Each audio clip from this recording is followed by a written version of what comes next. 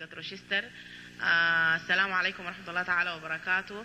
بنقدم لكم الليلة الدكتور جون إلبرت حيتكلم معانا عن مرض السرطان، وهو يعتبر من أكبر أخصائي السرطان around the country. شكرا جزيلا. Thanks. You're good. Is it translation or no? Are we okay? That's okay. All right. Okay, so I just hold this thing? Yeah, all right. Okay.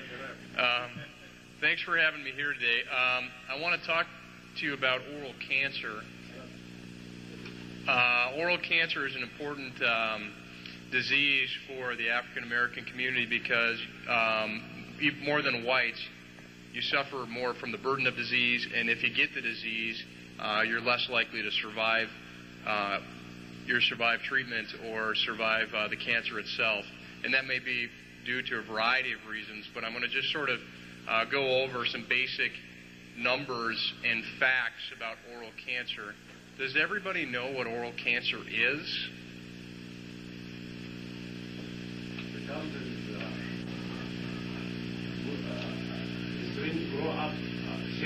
Okay, yep, basically that's right. It's a strange growth of cells, and obviously it's the concern that we have for cancer is obviously even if with treatment, you could die from it, right? I mean, people die from oral cancer, and I think that's right. So it's an abnormal growth of cells. So having that basic understanding, we're talking about cancer, oral cancer, and really cancer of the oral cavity. And this is just a schematic diagram. We're talking about cancer of the oral cavity, which includes the lips, the tongue, and then the back of the throat. Okay? So that's when we talk about oral cancer. Those are the regions that we're talking about. You can develop this cancer. Now, there's a lot of cancer that is diagnosed in the United States. In fact, the number one cancer diagnosed is lung cancer. Why do you think that is? Why do you think lung cancer is so common?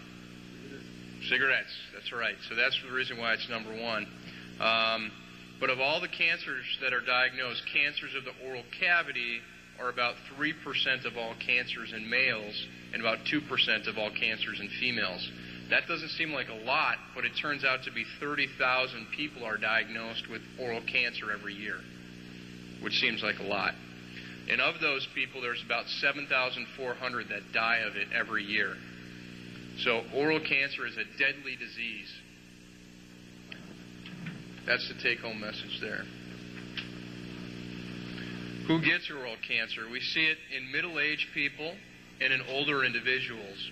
And we usually see it on the lip, the oral cavity, and the oral pharynx, which includes the back of the mouth and throat. Okay?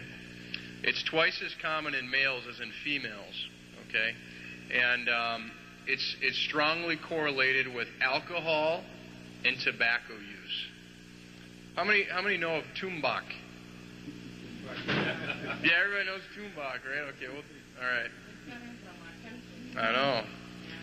So if you look at in 2003, just this last year that we passed, if you looked at all the cancer cases, we talked about lung being number one, colon, bladder for men, melanoma of the skin, lymphoma, kidney, oral cancers at 3%.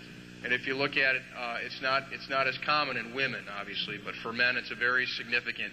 It's a top 10 cancer for men.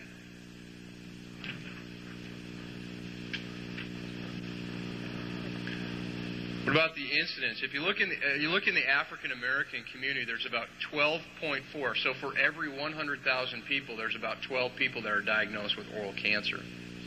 If you look at Caucasians, there's about 9.7, or about 10 people.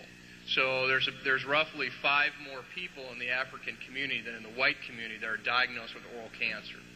So once again, reemphasizing how important this disease is for the African American community to understand and to deal with. If you look, men are more commonly get it than women. And interestingly enough, the death rate from the people that get oral cancer has been increasing over the past 50 years for African American men. It's been increasing, but for whites, it's been decreasing. Okay? So once again, it's a very important cancer for the African American community. So what is your lifetime risk of developing cancer? Okay, 1 in 71. So if there were 71 people here today, one person would be diagnosed in their lifetime with oral cancer.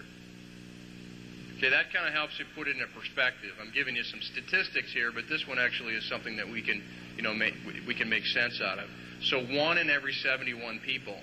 So, and it's not just, it's just not someone that you knew one time. It could be your neighbor, it could be your friend, it could be your cousin. You think about how many people you know at least 70 people.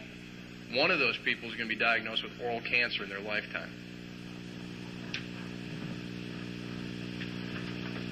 And why is it so bad? Well, even with advances in surgery to try to remove it, or radiation therapy to try to, to take x-rays and try to kill it, and even with chemo where they put chemicals in your bloodstream, the 5-year survival is only 50%. That is, if you take 10 people in 5 years after being treated, only 5 of them are still going to be alive. Okay? And it really hasn't improved significantly over the past several decades in terms of the effectiveness of treatment. And I want to reemphasize this again. Now, if you looked at cancer survival between 1992 and 98, you look at the oral cavity, okay? If you look at cancer, 59% of whites survive, but among African Americans, only 35%.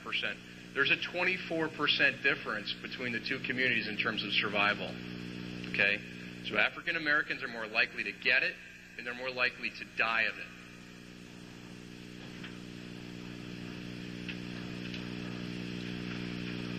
So what are the risk factors? I mean, so how can I protect myself, or how can I prevent myself, or how can we educate our communities to prevent oral cancer? Because we know we're more likely, among African Americans, we're more likely to get it, and we're more likely to die of it, okay?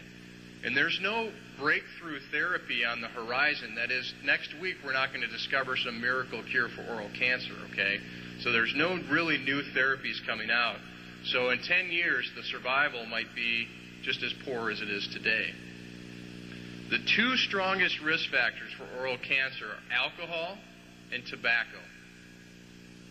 Alcohol and tobacco. Now think about 71 people that you know. How many use alcohol and how many use tobacco? Okay? And there's probably a lot of alcohol and tobacco use. Now smokers are at actually the highest risk, okay? We talked about tumbak and as a smokeless tobacco, and I'll talk about that a little bit more later. But smokers are actually at a higher risk, but that might be because there are just more smokers around. There aren't as many people that use tumbak. Okay? If you're a heavy smoker, you're 17 times more likely than a non-smoker to get oral cancer. Now, that is not to say that if you're someone who doesn't use tobacco and alcohol, you can still get oral cancer. But if you use tobacco and alcohol, you're more likely to get oral cancer. Does that make sense? Okay. And if you're actually a smoker and you're treated for cancer and you continue to smoke, you're more likely to die of the cancer. So not only does the cancer put you at risk for developing the disease, if you develop the disease and you continue to smoke, you're more likely to die of the disease, okay?